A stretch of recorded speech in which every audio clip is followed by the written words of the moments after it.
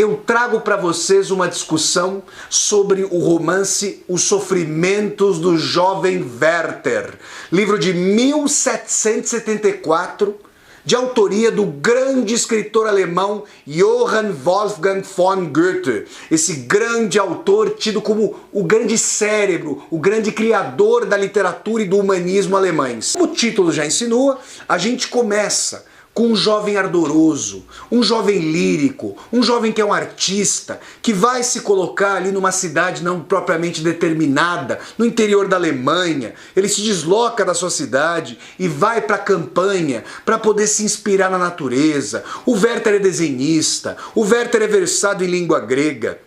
Ele lê Homero no original. Ele é um jovem, sobretudo, panteísta, que sente ali o belo, a influência do belo, o chilreio dos pássaros, o riacho que passa rente a seus pés, a sombra projetada pelos galhos das árvores, ele colocado sob uma árvore, olhando ali para os galhos entrelaçados que deixam passar uma nesga ou outra de luz. Todo esse Werther que... esse jovem que verte ali o seu talento, que verte as suas impressões, o seu lirismo, tá prenhe ali, tá sequioso por um amor. E o que acontece? Os Sofrimentos do Jovem Werther não é um romance no sentido tradicional, escorreito, com um narrador exterior.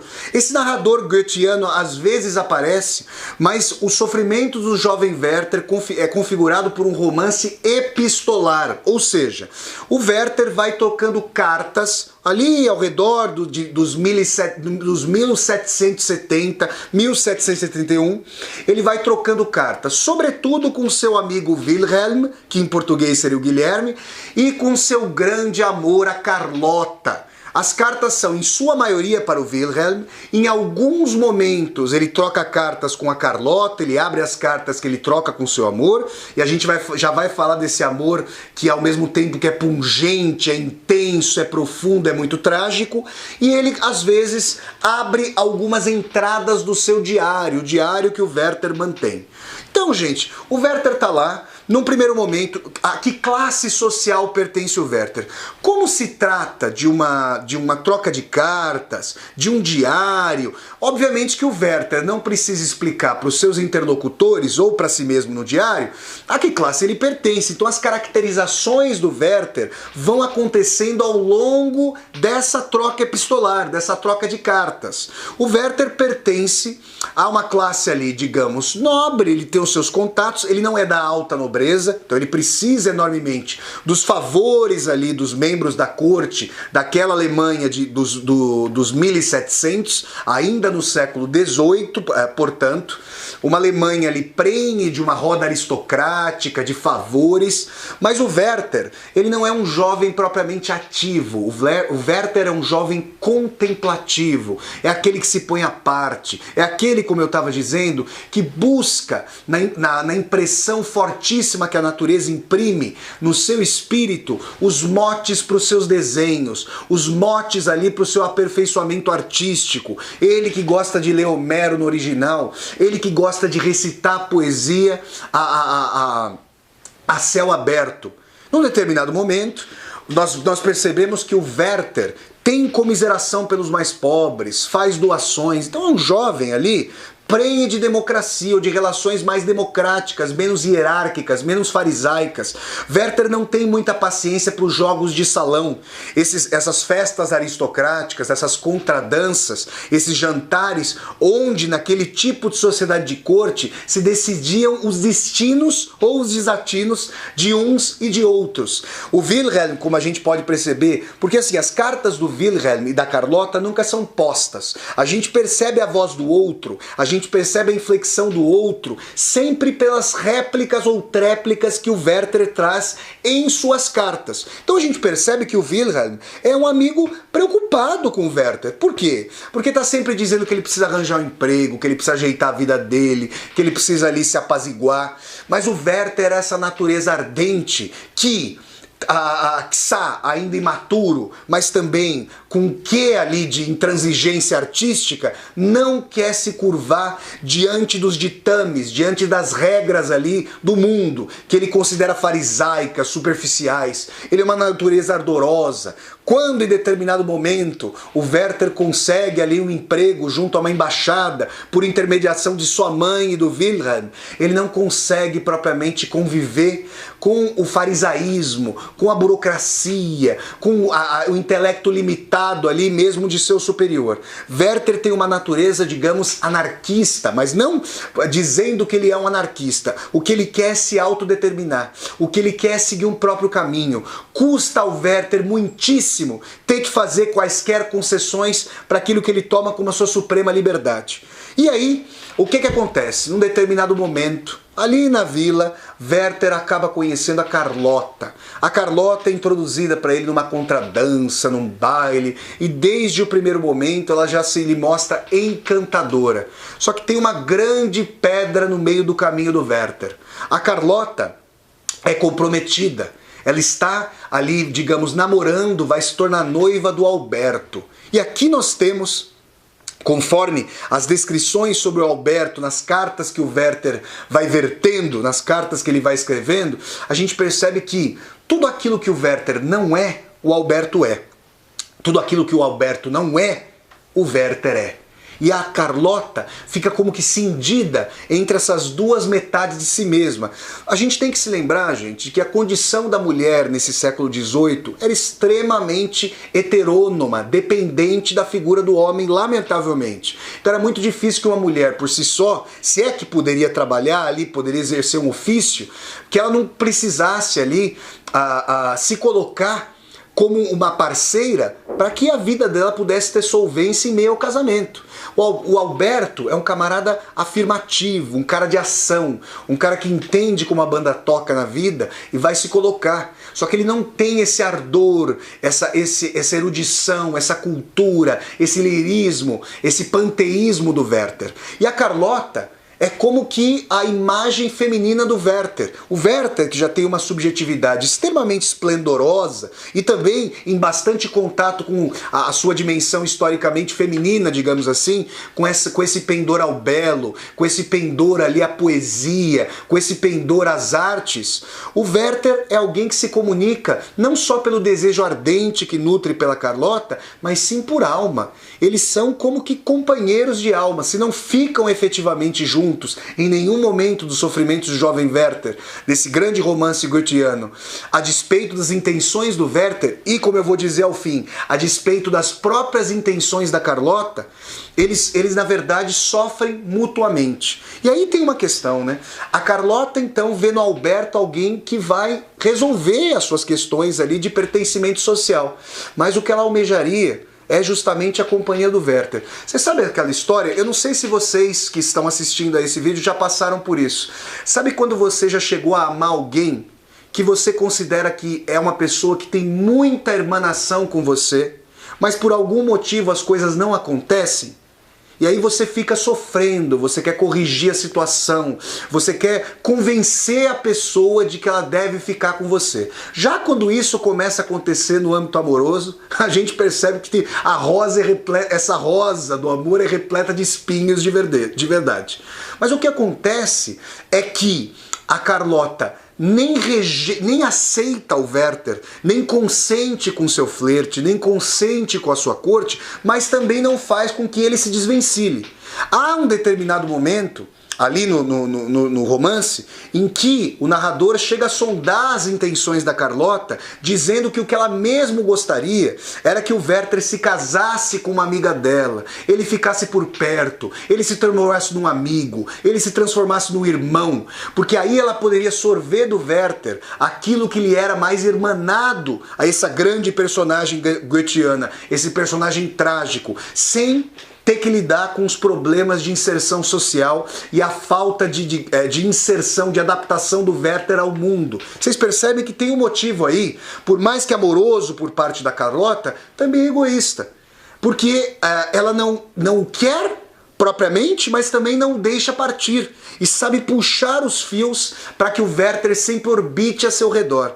E o Werther não é alguém que ama de uma maneira comezinha, não é alguém que faz jogos, não é alguém ali que tolhe a torrente do seu próprio sentimento. O Werther é, digamos, uma alma de artista na acepção mais plena e de admiração do amor. É aquele que se joga, é aquele que se verte, é aquele que é um rio caudaloso amando, é aquele que é hiperbólico, é aquele que se declama. O Werther é alguém que tem a alma da serenata ao amar, aquele que quer declamar o seu amor, aquele que quer vibrar com a amada, no caso a Carlota, com todas as cordas do amor. Eles se encontram. E o que é interessante, gente, coisa que seria muito estranha para nossa época, é que existe ali uma transigência por parte do Alberto em relação à presença contínua do Werther na casa deles. Olha que coisa estranha. Será que hoje seria uma coisa rotineira, contumaz, habitual, que uma terceira figura formasse ali um triângulo, ainda que não efetivo, ainda que o Alberto não consentisse num relacionamento aberto, nem era uma categoria de relação propriamente dada à época, mas é interessante que eles caminham juntos, os três, muitas vezes, e também é interessante que ao longo do romance, Alberto e Werther conversam sobre Carlota e devotam uma admiração ali forte, ambos pela mesma mulher, só que apenas um deles fica com ela. E é muito estranho perceber isso. Será que Alberto teria a dimensão de que ele era faltante, ele era não completo para estar com a Carlota, mas ainda assim dela não abriria a mão jamais, e aí consentia que o Werther fizesse às vezes para fornecer a Carlota aquilo que ele próprio não podia fornecer? Não poderia fornecer? Essa é uma discussão que desponta dos sofrimentos do jovem Werther. Nós não temos propriamente certeza disso. Agora o que nós sabemos é que eles tocam o cravo juntos, eles tocam o piano, eles fazem recitais, eles passam por jantares, eles caminham pela campanha, de braços dados, tomando a frequentam serões. E tudo isso vai fazendo com que o Werther se mostre cada vez mais ardoroso. Quanto mais ele percebe a impossibilidade do amor que nutre pela Carlota se consumar, mais ardoroso fica o seu amor. A ponto de, num determinado momento, a Carlota chegar a dizer que aquilo que faz com que o Werther fervile, fique em ebulição, não é a possibilidade de consumar o amor, mas sim a dimensão de que esse amor não se irá consumar, de que a Carlota não irá consentir que o Werther se torne algo para além de um grande amigo, e que se o Werther pudesse ficar com ela, o amor de Werther se arrefeceria. Isso que parece uma tese muito interessante, dentre as várias chaves de leitura aí de os sofrimentos do jovem Werther, é uma coisa que não dá pra gente cotejar com a realidade. Por quê? Porque na verdade Werther jamais consegue ficar com a Carlota. Ainda que, eu volto a frisar isso, a Carlota também não o deixe sair de sua alçada. Num determinado momento, o Werther ele tá numa felicidade hiperbólica. Ele é aquele que caminha até o cume, que escala, chega ao cume da montanha e olha ali para toda a visão, para todo o horizonte, olha para a planície do cume da montanha e solta uma gargalhada de êxtase, um riso à farta, abraça o horizonte. Mas da mesma maneira que a felicidade do Werther é a felicidade da águia que alça voo, é a felicidade da águia que singra os céus, é a felicidade do condor, a queda do Werther é vertiginosa, é a queda daquele que tem o pendor do abismo, é a queda daquele que ao mesmo tempo que almeja as alturas vertiginosas, é aquele que quando cair, vai cair de maneira radical. E aí Werther começa a mostrar o seu ímpeto de abandonar essa vida que não consuma a realidade, que não traz justiça a seu amor, que na verdade o suicídio, e ele discorre sobre isso em vários momentos do romance, não é uma atitude dos fracos, é uma irreconciliação de um eu ardoroso que é maior do que o mundo, cujo mundo não consegue suprir os seus desejos e os seus ímpetos. E aí eu quero fazer um parênteses aqui na minha resenha para falar com vocês brevemente sobre uma discussão que o filósofo e crítico literário húngaro, o György Lukács, e eu vou colocar todas as referências aqui na descrição desse vídeo, o György Lukács faz uma discussão muito interessante no começo do livro Teoria do Romance. O que ele diz? Que basicamente, claro que ele está fazendo uma simplificação e sabe disso, mas basicamente existem dois tipos polares de personagens na história da literatura.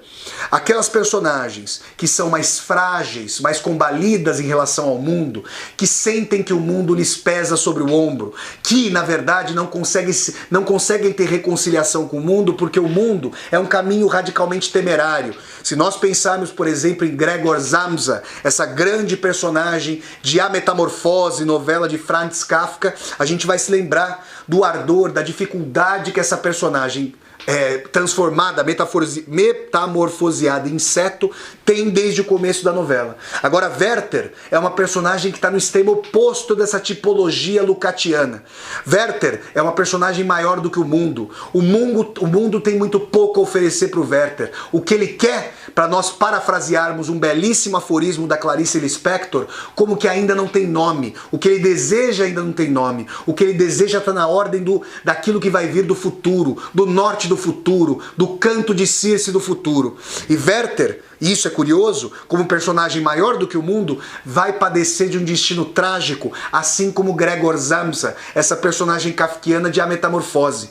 Werther, por não poder conseguir os seus desígnios, por não entender mais que a sua arte traz a torrente de felicidade que ele almejava, por não poder balizar e mediocrizar e arrefecer o seu ímpeto, o seu ardor, Werther vai acabar dando cabo de si mesmo. E eu quero dizer a vocês que muitos jovens e muitas jovens, à época de Os Sofrimentos do Jovem Werther, mimetizaram, emularam, reproduziram o destino trágico de um jovem que deu cabo da própria vida por não poder realizar os seus sonhos diurnos, não eram apenas noturnos.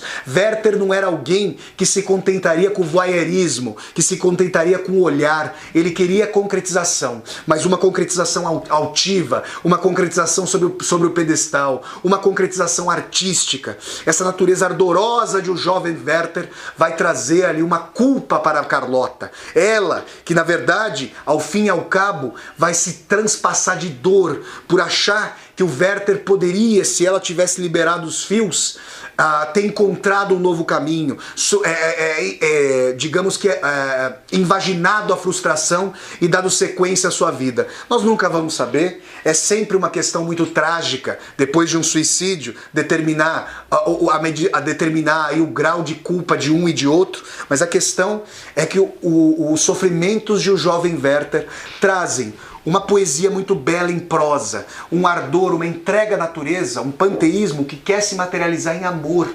E esse amor, ao não encontrar guarida, ao não encontrar ali um regaço, um seio e um colo de aconchego, ele se reverte em autodestruição. Assim como Werther faz o elogio de seu amor pela Carlota, assim como Werther tem uma natureza ardorosa de transformar Carlota de amada em musa, ele acaba fazendo o elogio de seu naufrágio e mergulhando no mais doloroso da melancolia, no mais doloroso da tristeza, no mais agônico da impossibilidade de reconciliação com a vida. Pessoal, eu espero que eu tenha estimulado não vocês a seguirem, obviamente, o caminho trágico do jovem Werther, mas que vocês leiam com ardor, com ímpeto de beleza, com ímpeto de intensidade, com ímpeto de profundidade, o romance Os Sofrimentos do Jovem Werther, de 1774, e de autoria do grande humanista, poeta, cientista, renascentista e escritor alemão Johann Wolfgang von Goethe, esse grande nome da literatura alemã e universal. Eu tenho aqui em minhas mãos uma edição da Abril Cultural. Eu agradeço a todos e a todas vocês que assistiram a essa resenha. E se vocês gostaram do conteúdo dessa discussão, de mais essa resenha de livro, eu peço que vocês deem um like no vídeo, curtam o vídeo, compartilhem esse vídeo pelas redes sociais, para que nós possamos chegar a cada vez mais e mais pessoas, e deixem também os comentários de vocês aqui no corpo do vídeo, para que nós possamos conversar sobre os sofrimentos de um jovem Werther. E se você está chegando ao canal pela primeira vez, seja muito bem-vindo. bem-vindo e bem-vindo. Eu peço que você se inscreva aqui no canal, toque a sinetinha para receber as notificações e até a próxima resenha de livro, pessoal. Essas resenhas acontecem todas as quintas-feiras, às 8 horas da noite. Até a próxima então, pessoal. Tchau, tchau.